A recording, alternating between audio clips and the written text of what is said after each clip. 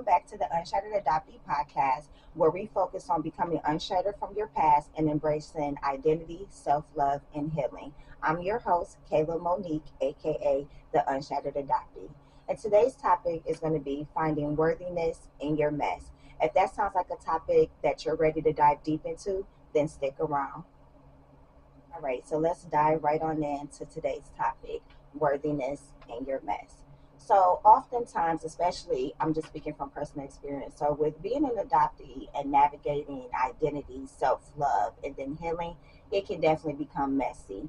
And for some people, when life becomes messy, we want to hide those times that we go through our life when we're kind of mm, not on the up and up and things aren't going our way. We oftentimes want to go ahead and hide those moments and only just come out or speak on the things that are really exciting in our lives or the goals that we've managed to reach throughout our lives.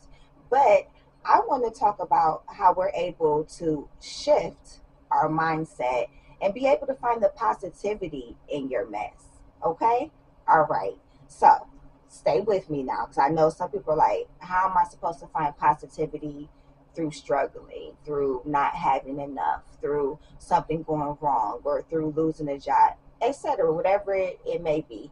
Now, I do have notes, so you're going to see me looking down from time to time, and that's all that is. I'm just checking out my notes just to be sure that I stay on topic with you guys and we're not rambling. Okay. All right. So, the first mindset shift that I want to talk about when it comes to finding worthiness in your mess is really talking about the nature of messiness. Okay. So, a lot of times, well, I'm not going to say a lot of times, but what I've been able to discover with sharing my story and some of the darker parts of my story is with me sharing my story, it also came with healing because it's not something that I was hiding from and I finally just brought to the forefront. So, in that way, nobody can bring it up and I can be triggered possibly, or I'm going into a shell, or I'm, shocked because how do you know that this happened to me? So that's the first mindset shift that I want to talk about when it comes to worthiness and mess is recognizing that when you're able to embrace the struggles that you've been through and you're able to actually talk about those struggles and share those struggles, whether you're just venting to somebody or if you're actually trying to share that struggle with somebody in order to give them advice, you're actually healing yourself, whether you know it or not. And you're actually giving yourself confidence and permission to be okay with what happened to you and to be able to start to look at it from a different light and possibly be able to understand why you went through what you went through. All right, so that was number one. Number two kind of interlaps with number one, but it's talking about the power of the vulnerability. So again, when you share your struggles, when you talk about what you've been through, like when I first was able to share my adoption story and talk about some things like sexual abuse at 6 years old, or becoming a teen mom at 15, and what those feelings were like for me and what I was feeling internally. Now that I'm sitting here today, or even toxic relationships, my last relationship that led to me being on my self love journey and not being so focused on looking outside of me to find what I needed and turning all of that and looking within myself to find what I needed. So with me sharing that story, when everything first happened and I decided to choose me and everything like that, it was scary. It was uncomfortable because for so long I was going through the toxicity of being in this relationship that I thought that was good for me. And when I first got out of it, that embarrassment was still there. That shame was still there. But as time went on and I started to heal, I started to understand why I was in that relationship and started to actually learn something about myself from that relationship. It no longer hurts me. It's no longer something that is a messy part of my life that I want to, just hide or run away in fear. I can openly talk about it. I can laugh about it now because I know that what happened in the past is in the past. I can't go back and change anything. And me being upset about it and just holding this negative mindset around what I went through, what's the point of it? I wouldn't be here right now. I probably wouldn't have started my podcast. I wouldn't be happy. That's the whole message behind that whole little thing. I wouldn't be happy. I would just be sitting around moping, crying every day, just singing, woe is me, why me? So by me being able to start to tell that story, start to tell those things that I experienced in that relationship that really had me to the low of the low, I was able to grow from it. I was able to become stronger from it. It was able to become kind of like my superpower. Like that can no longer hurt me anymore. That's something that I went through, but I'm not what I went through. And I know a lot of us have heard that before.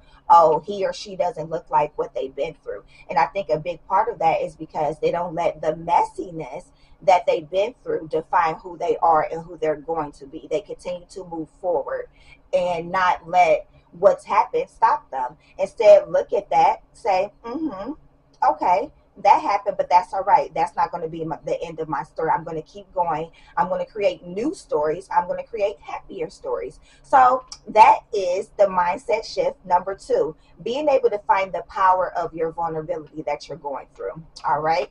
The third mindset shift that I want to go ahead and talk about is being able to find lessons in the chaos. And as you can see, my responses are kind of interlapping with the previous response, but that's okay. We're going to go ahead and keep going because repetition is the father of learning. All righty. So let's see. With these responses, I'm definitely going to tap into something that I've been through personally because it just comes naturally for me, and that's the easiest way for me to be able to convey this to my audience and whoever's watching. So after I went through everything that I went through, and I'm saying all of the messiness that I went through. So being in foster care 3 months, being adopted at 2 years old, sexual abuse, being becoming a teen mom twice, getting into the relationships, losing my biological brother, just so many different things that I went through, or whatever the case may be, is being able to sit back and reflect. Reflecting on what you've been through is so important because nothing that we go through is meaningless. Although messiness can be a lot of pain, when you're able to get past that pain and be able to really just step back without those emotions and look with fresher eyes and a fresher mind, you'll be able to start to see some of the things that you could have learned from that. Again, one of the things that I learned from my messiness with a toxic relationship is the self-love, the flowers, the dinner dates, the going out to these special places, getting massages, all of these things that I wanted to experience within a relationship. I found out that I didn't need to wait until I was in a relationship to be able to do that.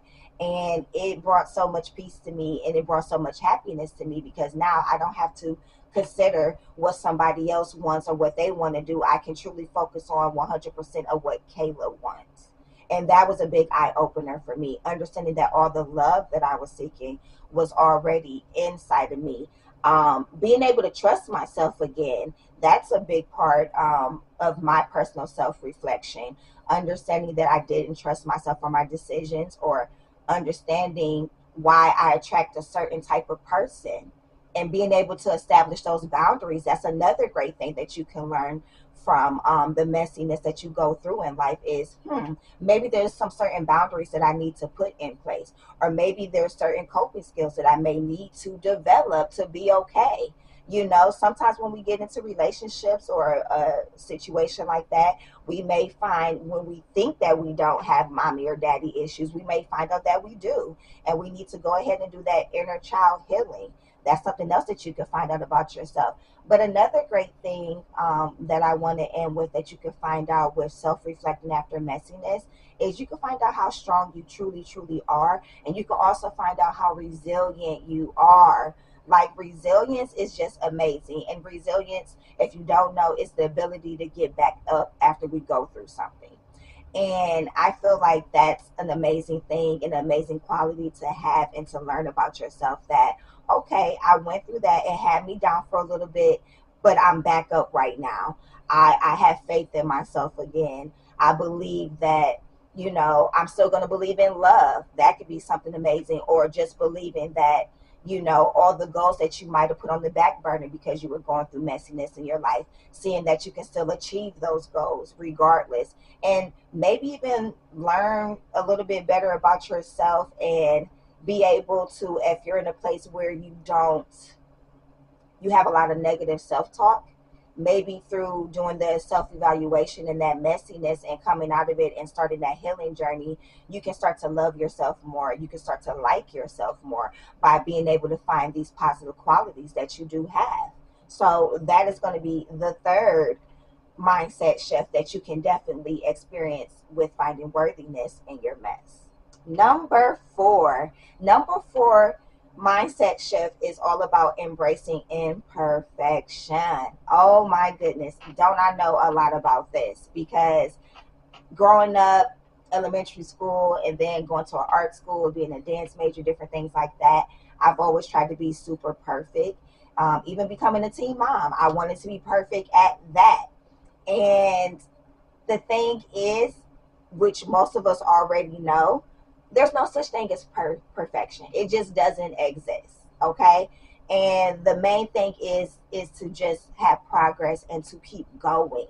It does not have to be perfect. As long as you can get the job done, that's what matters. Say you're planning a party or something like that, and you want it to be to the T. You want this particular photographer, or whatever the case may be, in the day before that photographer bails out. So now you're thinking, oh my goodness, nothing's going to work out. Yes, it can. We can get another photographer. Maybe you have a family friend, and it can still turn. It may not be the photos that you wanted, but you can still go ahead and have that event that you wanted. You can still accomplish that goal that you want to accomplish. Now let's talk about internally when it comes to embracing your imperfections. So I'm going to take this to my physical self. And what I mean by that is becoming a mother, becoming a teen mom. So I became a mom at 15. And for me, I wasn't very lucky like some women are out there. I did get stretch marks. And if you know, if you've never had stretch marks and then all of a sudden you do, that can be something that can be very, very, very, it can mess with your confidence. You know what I mean? And that's something that it did for me. Because especially I'm only 15, and around that time, girls are wearing the belly tops or, different things like that, getting your belly button pierced and, all of those things that I was looking forward to. And now I'm not able to do that. Okay. So with that, it took a lot of positive self-talk. It took a lot of doing things out of my comfort zone. Maybe just wearing a shirt that just showed a little bit of midriff, then completely connect to my pants. But over time, I started to really start to love myself. Now, this next thing that I did, and yes, I did do this, okay? Maybe a little TMI, but not really. But it really helped me. So this is the extreme of the extreme. So with me not liking my body, I came across this technique where basically you're meant to just completely just stand in front of a mirror, just completely nude, and just really look at yourself. Look at every imperfection that you have and find beauty in any way that you can. Find beauty in it. And even just going back to being a teen mom, yes, that was scary. Yes, that was messy because the whole dynamic of my family had to change. The dynamic for my mom and what she had going on had to change. Figure out, are we going to do daycare? Are we not going to do daycare? Going back to school, finishing school, getting a job. All of that was mess. But I was able to stop, even at a young age. I was able to sit back and realize, okay, if I wasn't able to handle this messiness, God would have never gave it to me. Let's say that again. If I was not able to handle this messiness, God would have never gave it to me. And yes, even at a young age, at 15, and that's mainly because I grew up in the church, so I knew who God was. If you don't believe in God, I'm not here to judge anybody, whatever you believe in. If you believe in a higher power, whatever it is, but understanding that if you were not prepared to handle that messiness that you went through in your life, whatever that messiness is, you would have never experienced that messiness.